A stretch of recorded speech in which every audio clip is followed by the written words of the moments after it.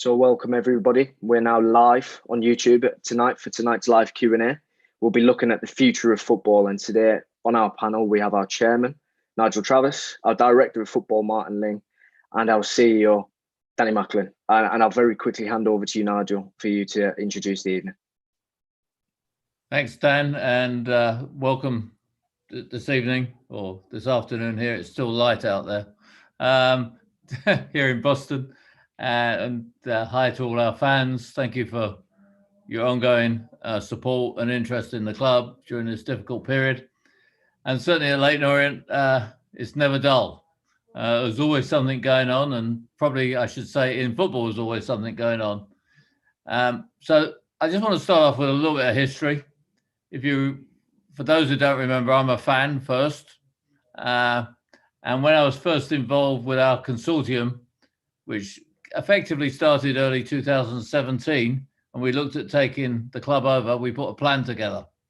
And if I stand back and forget everything that's happened, like Justin's sad passing, COVID, etc., we're effectively on track. The problem is, over the last year, things have gone haywire, particularly with COVID, which has totally sidetracked everything in football, as in most things.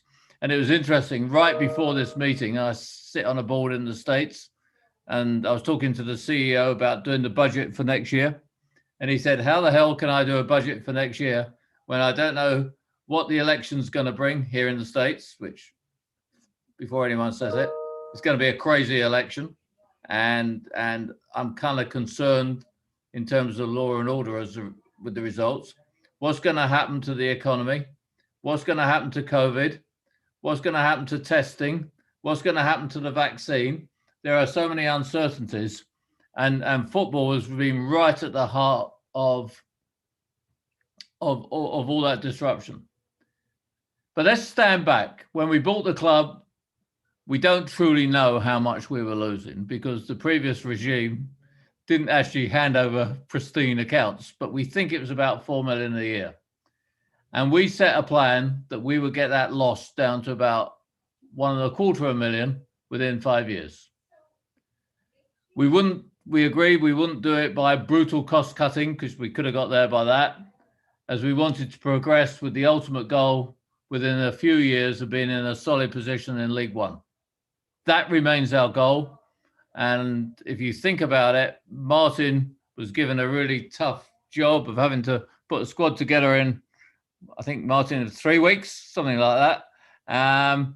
And we had success in 2 years. And despite last night's result, we've, I think, got a good squad, and I feel pretty confident about this year. I'm not saying we're going to go up. I still feel confident about it. The facts are we would have beaten our financial goal without COVID. And a lot of that is down to our fans, who I want to thank again for their ongoing support. And our plan for this year was to lose 1 million. Earlier this year, and I can't remember if it was January or February, we had a session in the stadium where we talked everyone through the numbers in great detail. We talked about how we had to boost non-match day.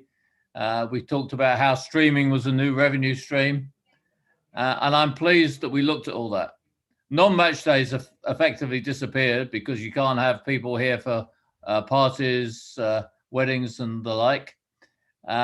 Streaming has been a boom. And in our view, we've got the best streaming service in the bottom 3 divisions. So certainly one of those 2 initiatives has worked very well.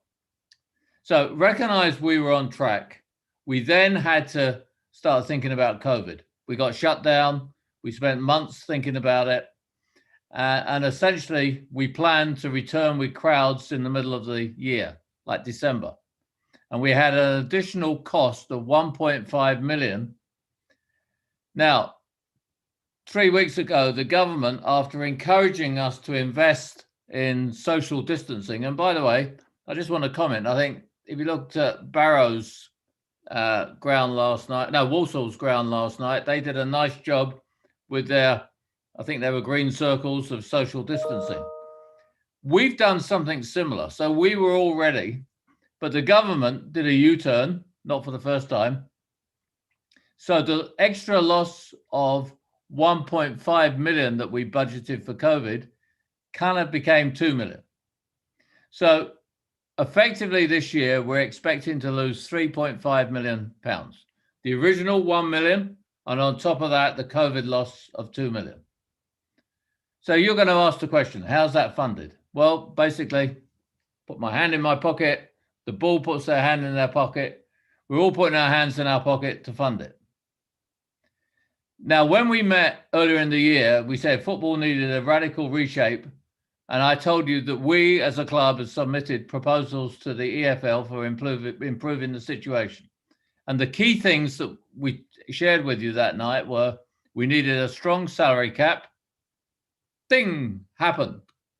It's in League One and League Two, and I'm pretty well informed it will be very shortly in the Championship.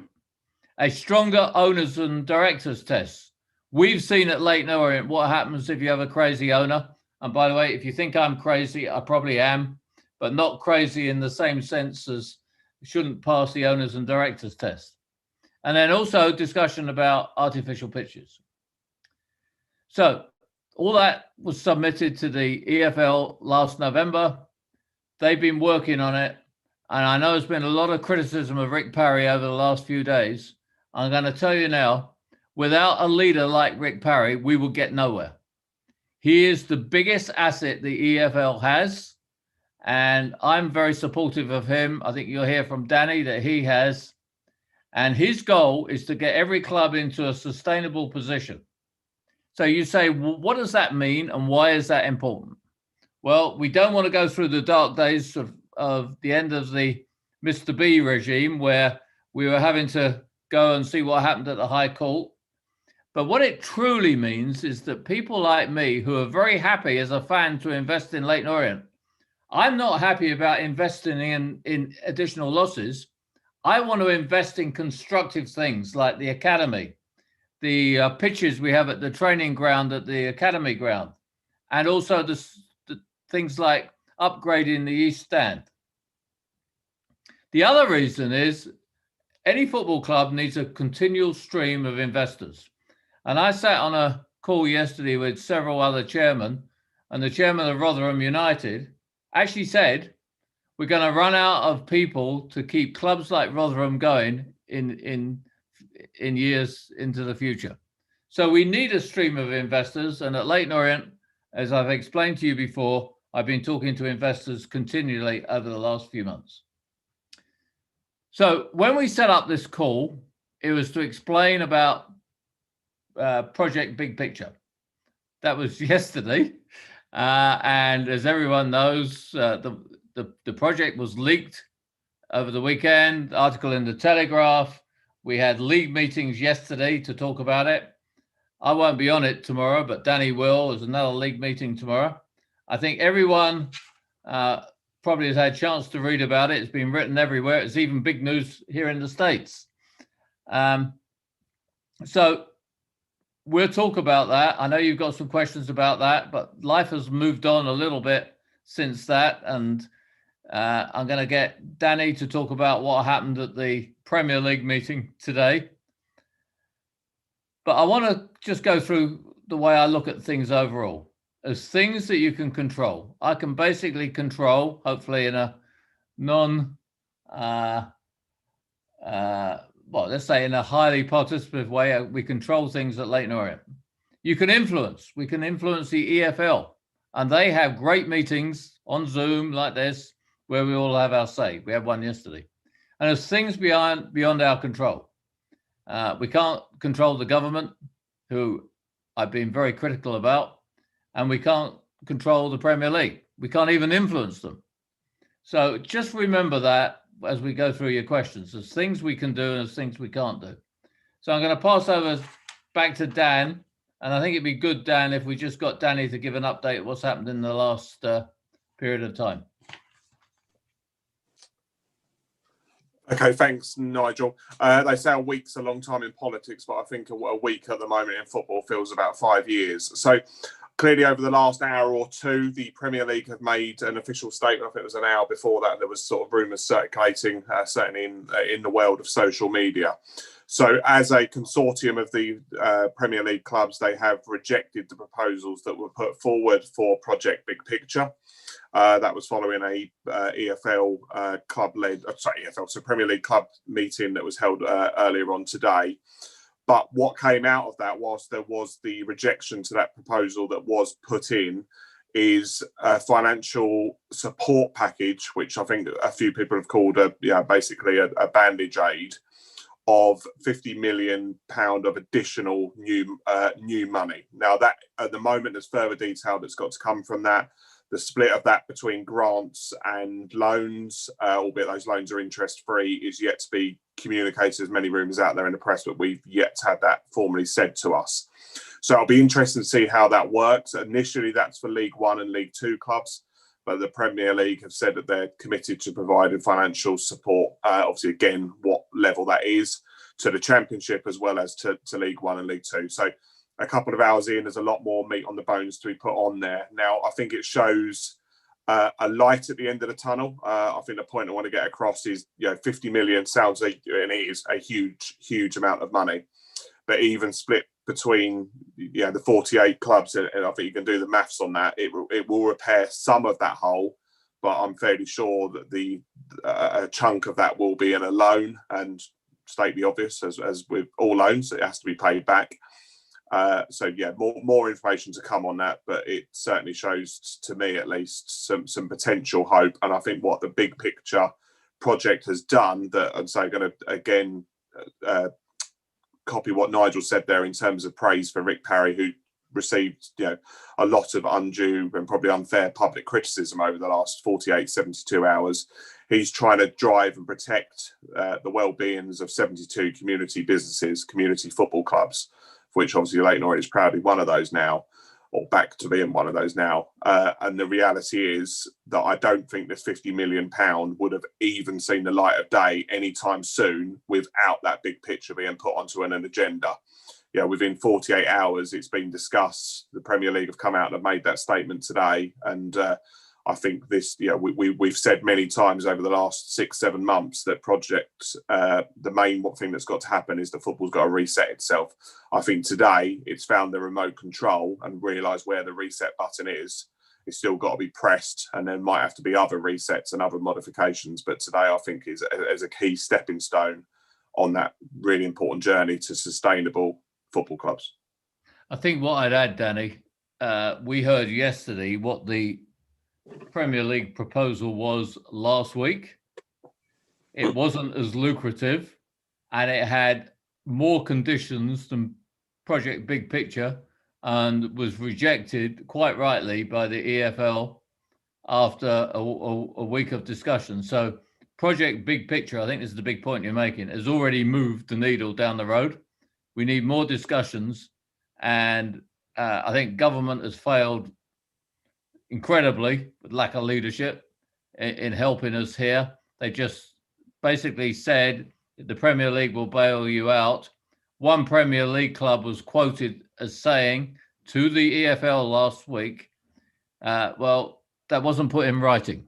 They said that, it wasn't put in writing. So there's been a lot written about there should be a more democratic approach in the Premier League. Some Premier League clubs don't want to help at all. So I'll put that on the table. So anyway, we're going to have a good debate. Some great questions coming in. Back to you, Dan. Thank you, Nigel. As you've mentioned there, everyone has been sending in their questions, and we'll try to get through as many of them as possible. But of course, the horizon has changed a little bit with the Premier League coming out and releasing that statement. So bear with us, and hopefully we answer as many as we can. So first of all, one of supporters' biggest fears with what was going to be the Project Big Picture was the so-called top six receiving substantial control. It must be refreshing to see in the recent statement that all 20 clubs have committed to a future strategical plan. Okay, so I think that's a great question, and I agree. It was odd that the leadership came from a few clubs, and depending on the versions you hear about, it was either 2 or 6 or more, but it was clearly a few clubs came up with Operation Big Picture. I think the interesting aspect of it, there was 18 drafts of it, so it was clearly a pretty detailed proposal that went through a lot of thought. I personally have tried to talk to John Henry, who I know because he lives about 6 miles from here. And for those, so I want to be very clear about this. I consider John a friend. Duncan has very good relationships with the Red Sox. Liverpool being very helpful to us, so we have great relationships. I don't know anyone at Manchester United, but we are close to Liverpool and we think they're a great club. But I've not spoken to him about this. But I think the plan had a lot of good ideas. Yeah, there's a few things that we would debate, but I'm hoping that there could be a proper discussion whereby the FA, the Premier League with all clubs and with the EFL sit down and try and come up with a plan for the future of football. And a couple of numbers I want to throw at you, and this shocked me. It may be worth me giving everyone a minute after I ask the question. How many clubs have been in the Premier League since its formation? Dan, I don't think you know the answer to this, so I'm going to ask you. You think about it. Let everyone else think about it. Have a guess. I'm going to go with 73. I don't know. Okay, well, that was a bit ambitious because there's only 92 clubs, but since the Premier League, it was actually 43, which actually shocked me. So clubs go up and down between the Championship and the Premier League. And a point that was made on a lot of calls yesterday was clubs that have been in League Two have made it to the Premier League. And we have Bolton, who were in the Premier League for 15 years, now in League Two. So what happens one year, you're going to get the EFL effect if you're in the Premier League another year. So that was one of the points made. But I agree that the ideal is to get all 20 clubs discussing it. And I think it's true to say that it's probably UEFA needs to be involved as well, because clearly one of the aspirations of the bigger clubs is to have a greater opportunity in Europe, which, if you want my view, I don't have any problem with that, because I think it attracts great players to this country. But one comment I would make is I think there is a real distinction between the Premier League and the EFL. The Premier League happens to be an international football league that happens to be based in the UK. Just happens to be there. The real English league is the EFL, and that's what we're very focused on protecting and helping. Danny, anything else to say? You're on mute. I think you summed that up well there on that particular question. Perfect. And then the next one there, as a board, what would you like to see come out of this new strategic plan? Well, clearly, I'd like short-term support for the 250 million that was on the table. I mean, as Danny said earlier, 50 million is, even by my bad mathematics, only a fifth of the money that the league is looking for, and a redistribution of media. It's interesting. I've got it on the floor here, so excuse me bending down, but I've got all kinds of numbers that the EFL sent out to me a few months ago. The commercial appeal of the EFL is staggering. If you actually look at the ranking of UK sports fans, the Premier League is 1, UEFA Champions League is 2, Wimbledon is 3, and the EFL comes 3rd. And then if you go internationally, those numbers are replicated. I don't think, and this is criticism of the EFL, I don't think the EFL has really commercialized the product that we have on the field every week. Good example, it is difficult on TV, not streaming, difficult on TV to see championship games over here in the US. So I think they have to come together and find a way of redistributing the media rights. But the media rights needs to be, I think, managed, as was suggested in Project Big Picture, by the Premier League to maximize the rights of the EFL and the Premier League. And then hopefully we can get the 25% that was put on the table yesterday. And under Project Big Picture, the 300 we were talking about on an annual basis would have made every club in the EFL sustainable, and probably would have given us, Danny, what, 1.2 million a year, something like that? Based on that calculation, yeah, which would have been a massive game changer. So I'd like to see that. I think, to be honest, we're so far away from the championship at the moment.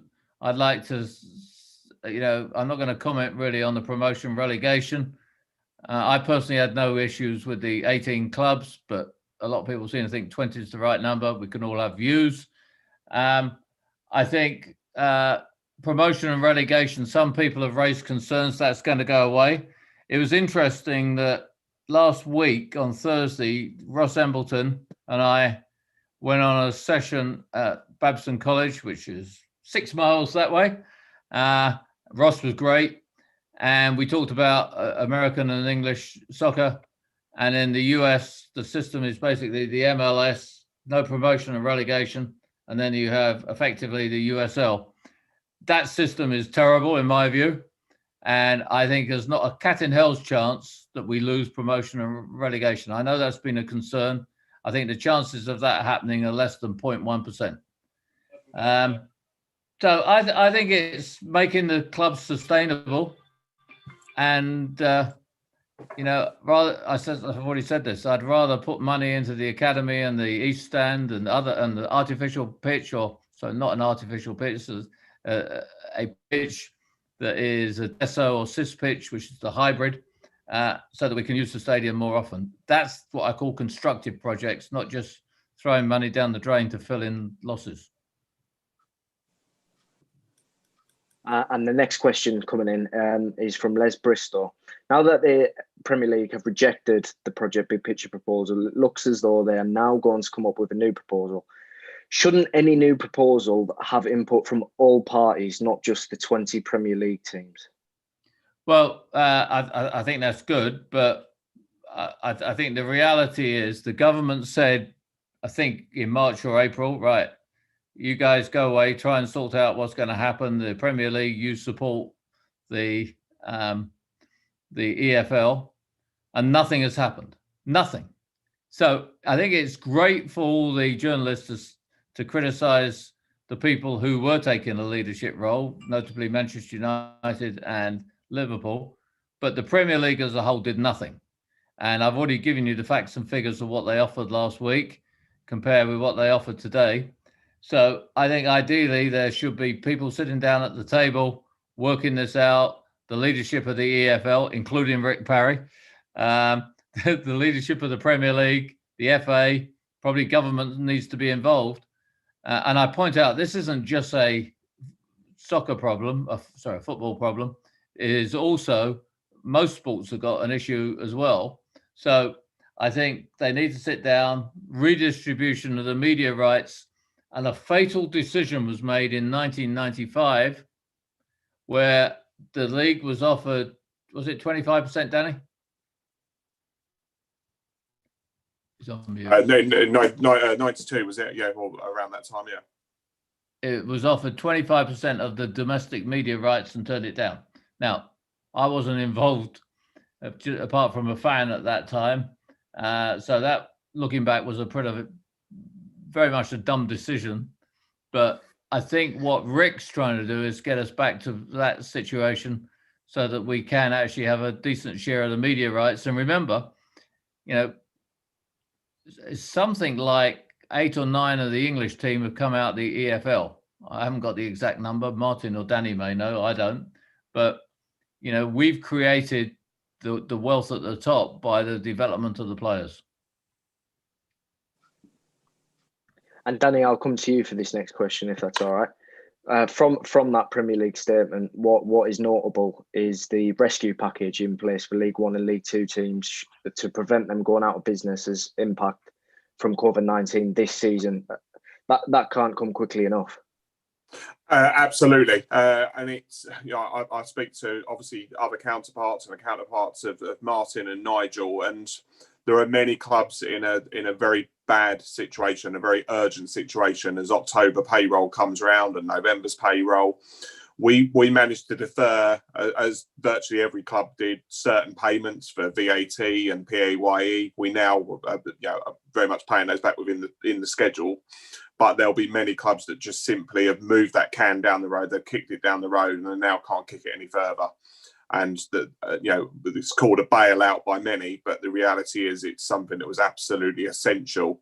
We don't want to see another Macclesfield. We don't want to see another Bury. There are a good number of clubs that are literally on their knees, and this is very timely. And sticking with you, Danny, the communication with the Premier League throughout matters such as this, you mentioned you've had meetings and such. Is that communication where you think it needs to be in order for this to move forward?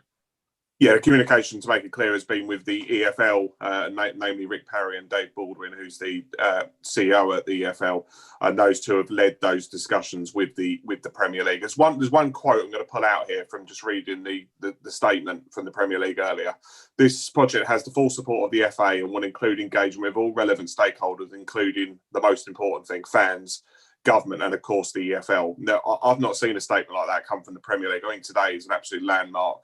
Red letter day. That is music to the ears of us and almost certainly every fan to hear those words coming out of the upper echelons of the game in this country.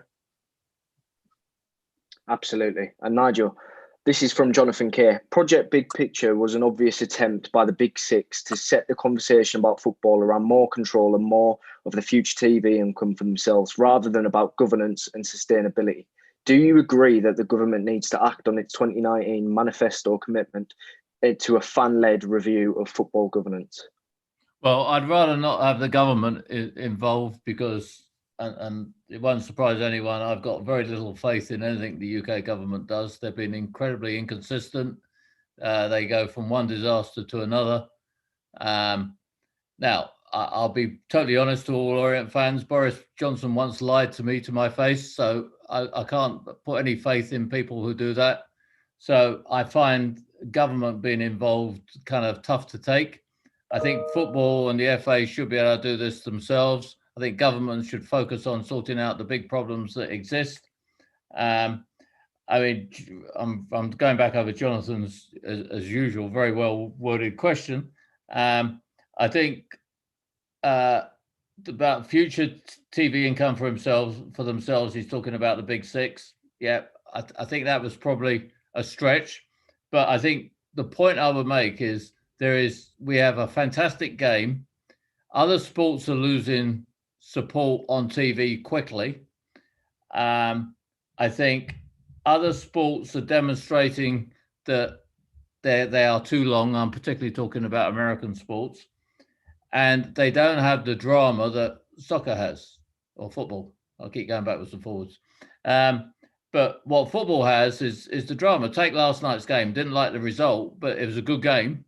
And we could have come back right at the death again. So if you compare that with, say, basketball, where I tend to watch the last quarter only, American football, which I love, is over 3.5 hours long by the time you watch the whole thing. So I think football's got a lot going for it, and I think we can get more income for everyone.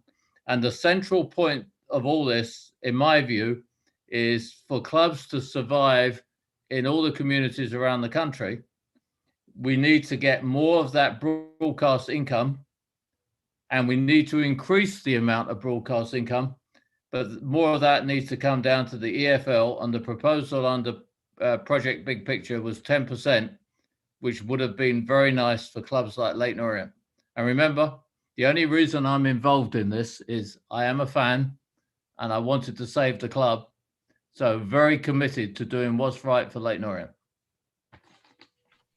And Nigel, sticking with Project Big Picture, and the top six seem to be getting a lot of attention from supporters. And Jack Baker-Merry has said things such as B teams, feeder clubs, and changes to future revenues, which would be controlled by the top six, really would threaten football. Can you confirm that in a future deal you would not accept such a compromise to the integrity of the pyramid in any future reform of English football?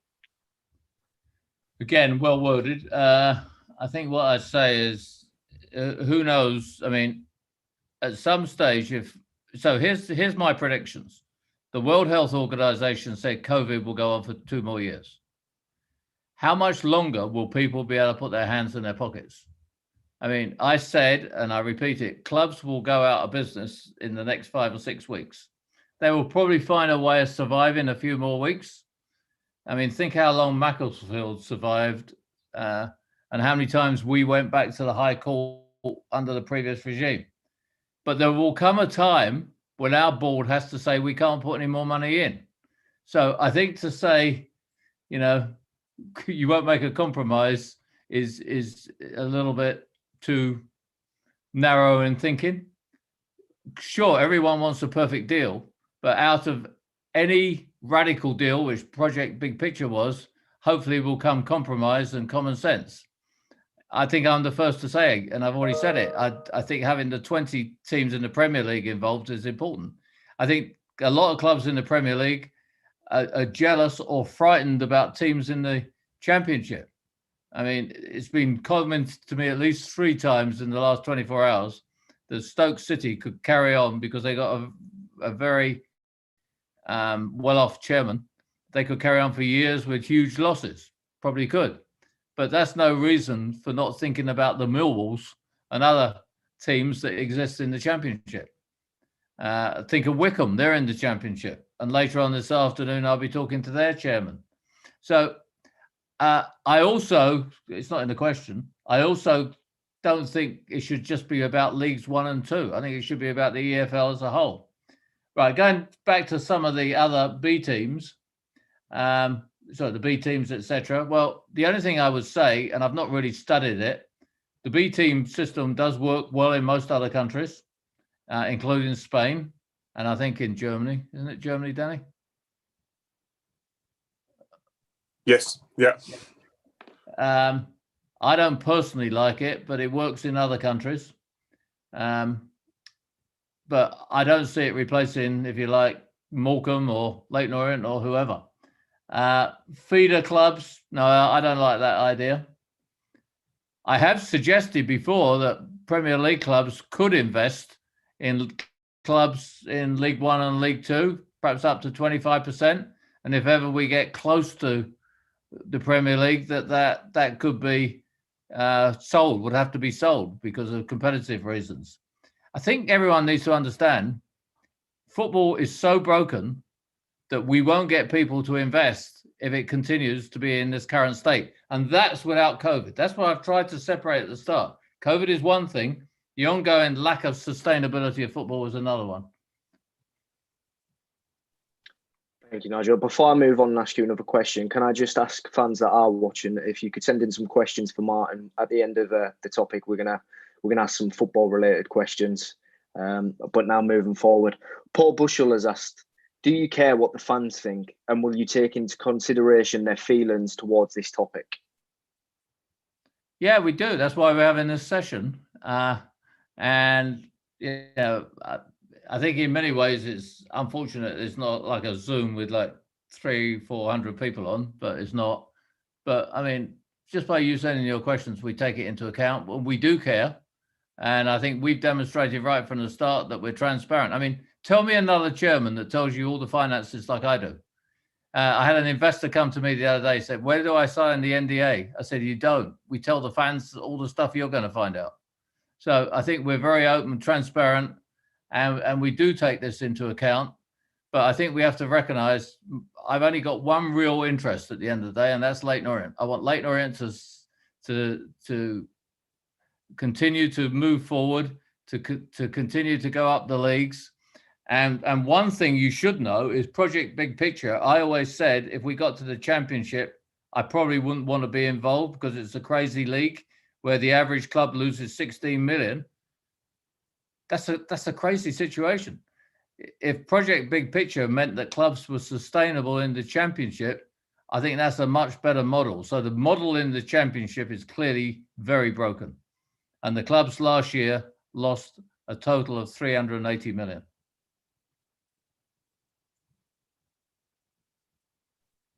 Thank you, Nigel. And there's been an interesting question in the comments come in from Martin White. He's asked, are other club chairmen regarding this issue as passionate, educated and involved with the negotiations, or do Leyton Orient have a major input with the EFL? I'll let Danny answer that question. That's a good one. Thanks. The dialogue from the EFL, I mean, okay, the EFL get criticised down the years, historical for involvement with many things, but the communication that's been going on during COVID has been absolutely first class from the EFL. We now have certainly a bi-weekly, but we had a weekly meeting for a long time with the EFL. The communication of it has become absolutely first class. So that's involved at Nigel's level, Kent's level, my level. Everyone's been involved in those meetings. We've then brought that feedback back to all of our teams. Martin's then shared that with Ross and all of his team, and I think that's absolute.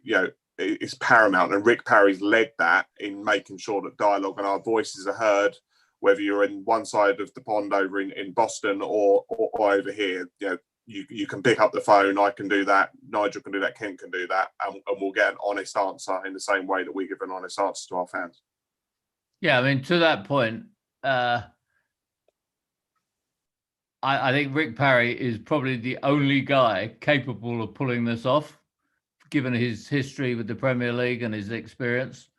I'm lucky because I'm retired, though I know most people don't think that's the case, but I am retired, and I don't know how many hours a week, Danny, I spend on Leyton Orient, but it's nearly a full-time job, right? Yeah, I think it's 168 hours in a week, so maybe half hour where you're somehow not. Yeah, I speak to Danny more than Joanna, but anyway, I think we are very, very enthusiastic about putting football right. We've got to get to a sustainable model, and I want to repeat: in our club, it wasn't me that came up with that word; it was Kent. Kent was the first one who said we've got to get Leyton Orient back to sustainability. We have a board that's very engaged. We have Matt Porter, who used to be on the league board. And in fact, tomorrow I can't make the league meeting, so Matt's going along with Danny. And I have a very good relationship with Rick. And I think that started when he first got appointed. I phoned him up and said, Rick, we got lots of ideas. Can we meet and listen? And he and I had lunch together, albeit I was late, wasn't I? I was about 45 minutes late, which is unusual. So anyway, no, I think we want to put football right. And most of all, we want Leyton Orient to succeed. And I'll repeat what I've said many times before. I'm 70. Unfortunately, I probably won't see another 30 years of Leyton Orient, but I want Leyton Orient to be thriving in 100 years' time. And another one in the comments here from Daniel Gold. He said, surely most owners of Football League clubs should have the funds to sustain their football clubs. If they can't, should they not be owning a club? I don't think it's for the Premier League to bail out these clubs. That's an interesting question. I mean, I think two things I'd say. Like most businesses, no one expected COVID to come along. Now, I've already said it's not just COVID. It's the fact that football was broken before we start. So I think 2 or 3 comments on that. Very good question. One is there probably is not sufficient due diligence put on the capability of owners owning a club in terms of their wealth, their personality, their background. I mean, Danny will know more than me. You fill in a form, and we've been pushing the league, and probably it hasn't gone far enough that the league should sit down, do a full interview, perhaps with a panel of every owner. So it's more than just the money. I think there is a lot of talk, and I think we'd be supportive of this, that you should put down a bond to pay for the next 2 or 3 years, however that's done. And we may disagree amongst all of us how that should work, but I think that's another good idea. But I think the heart of the question, the more I think about it, is perhaps answered by what Robbie Cowling, who's the chairman of Colchester, said. He said, I've got several businesses, they're all suffering because of COVID. That means Colchester United can't be supported like it has been in the past. I think that's a big issue, that other businesses are suffering. So there's a few things there for us to think about, but I think the owners and directors test needs to be strengthened, and they're doing it, but too slowly in my view. And I think as a result of this question, we'll push even harder. Danny, you got any comments on that? Yeah, it's definitely the next stage. Question from Daniel there. Definitely the next stage. We obviously played a leading role in the salary cap for League One and League Two. And we will equally try and have that in terms of the sharpening up swiftly, but more importantly, correctly, of the owners and directors test. As Nigel said, it has some holes in it. And yet none of us want bad owners. Those fans that don't have an opportunity to listen to the very good podcast, The Price of Football, is worth a listen on at Monday and Thursday. And that gives a great backdrop to what they call the wrong-uns of football clubs. And sadly, there are too many in our game in the EFL. A sharper owner and directors test can make sure that the right people are running the right clubs. Danny, if I could stick with you, I've had an email come through. Of course, COVID has had a dramatic effect on football. David Nottage has asked, with no football, with fans not being able to watch football games, should we not get in this season, what will happen with season cards in relation to next season? Yep, so we're in the process of finalising a mailing that will go to season card holders. It'll probably be in the next 1 to 2 weeks. I won't share any more than that. But we want to make sure that we're recognising the phenomenal, Nigel alluded to it rightly a moment ago, the phenomenal support. I think every week Ross has alluded to it, and yeah, we will be in communication with season card holders in the very near future. And in the meantime, I want to thank all of those that are tuning in to watch the stream, whether you're a season card holder or not. And those that haven't, I urge you to do whatever you can to tune in from Saturday for the 5:30 game against Grimsby Town, because it is the next best thing. And just slightly off track of that question, we will be doing everything we can with our local MP and continuing to lobby government to get the safe return of fans back to the Browngrip Stadium and every other stadium as swiftly as we possibly can, because it's not the same without the fans in attendance. And supporters have been airing their frustration, a frustration that we share as well, no doubt. Samuel Cass, and I've also seen this in the comments, there have been crowds allowed at the Palladium recently at the Royal Albert Hall, in excess of 3,000 people. And while there's a ban on spectators at football clubs, it's certainly difficult to understand. Have Leyton Orient considered plans to sue the government regarding the restraint of trade in the same way that the hospitality trade threatened in the Northwest? No, we just continue to let's say, lobby our local MP, John Cryer, and he's very supportive of us, I should add, and we'll continue to do that through the EFL and doing it directly. There is support that is needed up and down the game, and that's what elements of the big picture would have certainly enabled to do. But I want to praise one bit the government have done is the furlough scheme, which we took full advantage of, and in a few roles still take advantage of now. Yeah, I think I'd add to that the Evening Standard's running this return to football campaign. I think everyone should support that. I think there was the petition for it to be debated in Parliament. I think that got to the 100,000, didn't it, Danny? Oh, comfortably over it, and until we've got fans safely sat in stadium where they can go and sit in where London played in, wherever it was. We'll continue that fight and urge every single fan to join us on that. And that's something that we're going to be launching on it. We've obviously had other focuses over the last couple of weeks, but we will be really, really getting on that important bandwagon over the coming days, and we'll urge fans to join us. And going back on the early part of Samuel's question, I think there's an article I read today, forgotten where, maybe New York Times, that you stand 20 times as much chance of catching COVID inside as out. So it is unbelievable that they can allow the Royal Albert Hall to have 3,000 and not Leyton Orient. Martin, if I could come to you now, that would be great. With constant rumours circulating at the minute, do you think there's any chance that football could well be cancelled in the next couple of weeks? I would say that we've got to be ready for any situation. I would say at this moment in time, no, it won't. I mean, I was speaking to Danny earlier, and we was talking about going to Tranmere on Tuesday. Into Tranmere, and Liverpool is the place in Britain at the moment that's got the highest rates. And what I turned around to Danny and said, I said, will the Everton against Liverpool Merseyside derby be on Saturday morning? And the answer to that is yes. And if we can go into Tranmere or into Liverpool, then I don't see where we can't go. But if the government want to stop for a couple of weeks, we'll be ready for that as well. But for me at the moment, it would be a no. Thank you, Martin. And you almost answered my next question. Kelly Miller has said Tranmere, of course, in that Liverpool area, which is COVID red zone at the minute. Are Leyton Orient actually having any discussions with Tranmere about postponing that game, or is that something that can't be done?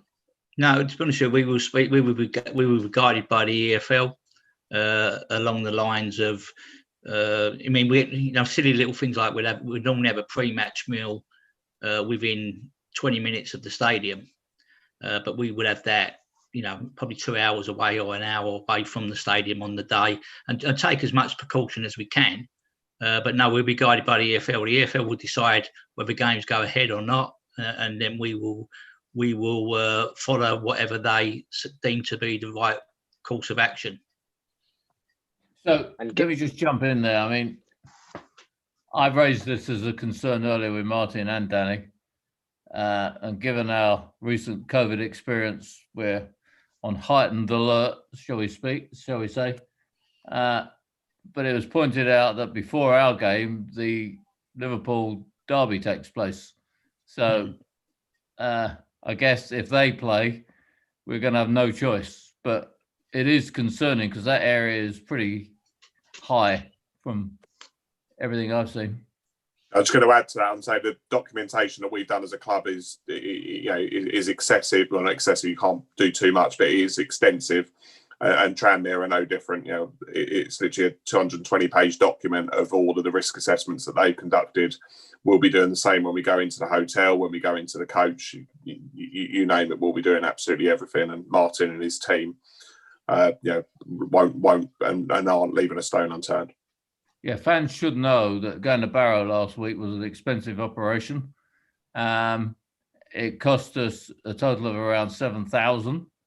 And you say why? Well, normally the players sleep two to a room, and normally we have one coach. We took two coaches, and every player had a room. So 7,000, and we got a discount on the coach, discount on the hotel. But 7,000 for one game is expensive, and there's two coaches going to Tranmere as well. Martin, supporters have acknowledged that obviously the financial hit could potentially affect transfer business at the club, and the transfer deadline is approaching this Friday. Do you think we could see any ins and outs? It's Friday at 5. There may be one more loan to come in, but it will be a loan player. We're pretty happy with how the squad is set at this moment in time. We feel that we've got cover in all departments, but there's talk. I'm meeting up with Ross tomorrow. For people that I think it's been out there about myself not being about. I've actually only been at work one day in the last month. I've had COVID pretty severely. Luckily, wasn't hospitalised, but so I've only been at work myself one day in the last month, and I'm going to meet Ross tomorrow, stay off for the first team, and we're going to sit down and talk about is there anything else that we need to make sure that we've got cover up until the January market opens again. And just how unusual have these last couple of weeks been, obviously, with the implications, everything COVID affected? It must have been something that you've never experienced in your career. Yeah, I mean, two things for me. One is I felt useless because I haven't been able to help in any way. I mean, I'll always be appreciative of Nigel and Danny and people that made sure that what I normally do was taken over by them. So I felt useless in that respect. But yeah, it's it's just crazy. You know, I always talk about. I try to not, it's late and Orient, but it has been. If you look at the 3 years, it's been there's been something going on at all times and not always pleasant. And when I was listening to Nigel there, I was just listening in and saying we have to try and look at the bigger picture. Where we started from, what was the plan? I remember sitting down and talking about a 6-year plan the first time I met Nigel and Kent, and we are on the right tracks. We're on that right tracks. There is, there's some hurdles ahead for me, in terms of a salary cap. How a salary cap works within the structure. This year, I would call it a loose garment. Your salary cap's a loose garment, so they've not put all the all your money doesn't count this year, but next year it does. So there's some hurdles ahead, but let's be fair. I keep thinking we're going to have a peaceful period, and we're going to go for a nice little period where we're going to win many games. We're going to sit in the top 7 in League 2, and we're all going to be happy. That day, for me, ain't far away. But we have been through some rubbish. I nearly swore there, Dan. Some rubbish along the way, that's for sure. And finally, I'll open this one to everyone. Out on the pitch in the league, we've won 1, we've drawn 2, lost another 2, and we've been in fine form in the cup competitions. What has everyone made of the lads out on the field? If I do the first bit of the football, is that I feel, as I say, I do honestly feel that we've got a squad that can compete. I'm going to say top half, and I know Nigel talked about earlier, he feels that we could have a successful season. I do feel we've got a squad which is going to be needed because of the amount of games. I mean, we've got 8 games in October, we've got 9 games in November, but I've seen some bits of games that have really impressed me. I've also seen bits of games where I think we can do better.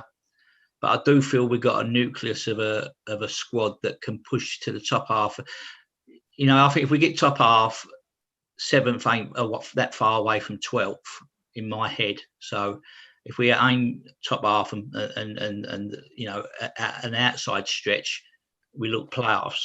I do believe we have got that within us, and maybe as well the players just need a little bit of. They've had this COVID going through them, and they probably need a run of games where we just go and play, get on with it, and hopefully welcome supporters back soon. Danny? I've been fortunate. I've seen every minute apart from the first 2 minutes of yesterday's game. Let's just say we were held up on the M6 a bit, but I've seen every minute. I've been lucky enough to do it. I appreciate that every fan would like to have done that. I think the reality is I don't think we're far away from it starting to click in the league. We obviously had enjoyed the 2 cup runs before one was abruptly brought to a halt.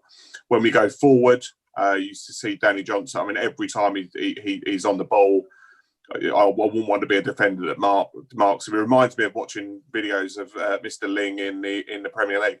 But hold on a minute. He only scored 1 goal. Yeah, that's the first time I've been told that for 3 weeks.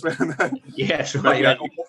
All joking apart, we've got competition for places in every single position, and I think every single member of that squad's going to have a place to play. This Saturday, Tuesday leaves so little preparation time between fixtures. Yes, it's the same for every team up and down the league, but it's I think we'll be well set to manage through very difficult strains on bodies, and Martin Ross and all his team will be as well set, if not best set within the league, to deal with that difficultness from a fitness and from getting up on a day when you probably don't want to train, having played the night before, and we'll manage through that better than anyone. Yeah, I mean, it's been an interesting start, and I feel some sympathy for the players who had to come back and play against, who did we play against after COVID? Cheltenham. Cheltenham, yeah. So we lost 2-0. I think Cheltenham are a good team, though. How they lost to Grimsby last night, I'm kind of scratching my head about a bit. I thought last night we didn't play very well. And I think, I haven't seen all Ross's interview, but based on what I heard, he, I'm sure, made that point to the players. So we're going to have nights like that. Walsall, in my view, are a pretty good team this year. And we could have been in that game. But anyway, we weren't. I think we've started okay. I don't think we've played as well as we can. I think the transfer window last winter was spectacular. I mean, Lawrence is an absolutely awesome goalkeeper in my view. I did meet him once before I couldn't travel to the UK. And Oos, I think, has been a great acquisition. And I think everyone knows we nearly didn't get him in the summer. So kudos to Martin for making that happen. And then Danny, I think everyone's said everything that's important about him. He's been fantastic. One thing I want to comment about the players, we've been trying to encourage the players to go on the stream. And initially we thought that was just good for the development as people. And Ross said to me, it's not only that, it helps reinforce the messages they're given, because they have to spend time watching their colleagues out on the pitch and then comment about it. It reinforces the messaging that they talk about between games. So that was an unforeseen benefit, but I'm still very confident we're going to finish the season well. Hopefully we'll get a win on Saturday. I'm always optimistic, but I think we do have a good squad. With one eye on the time now, I'd just like to ask if anyone has any closing statements before we wrap things up. I guess that's down to me. Let me just do just quickly on the football side of things. Is that I think that what fans watching it from afar, it's difficult, but stick with what's going ahead. You know, we have got a good squad, a good young manager that's learning his trade. And be as positive as you always are as those supporters and push us in the right direction. Yeah, I was just going to say, this was all about Project Big Picture, which came and went, but I think the dialogue has started. And for those who've had the pleasure of reading my book, I did a big thing back in about 2013 with Duncan franchisees. The board hated it. The franchisees hated it. It's probably the best thing I've ever done. So out of the shambles of Big Picture today will come good things. It may not be what we saw yesterday. It may be completely different. But the good thing is the discussions that have never taken place since April are now taking place. So let's stay positive, as Martin said. And thank you for tuning in tonight. And we'll keep talking to you as much as we can. As Nigel has said there, thank you to everyone for tuning in. And I'd like to thank Nigel, Martin and Danny for your time tonight and answering all those questions. And that's it from us tonight. Thank you.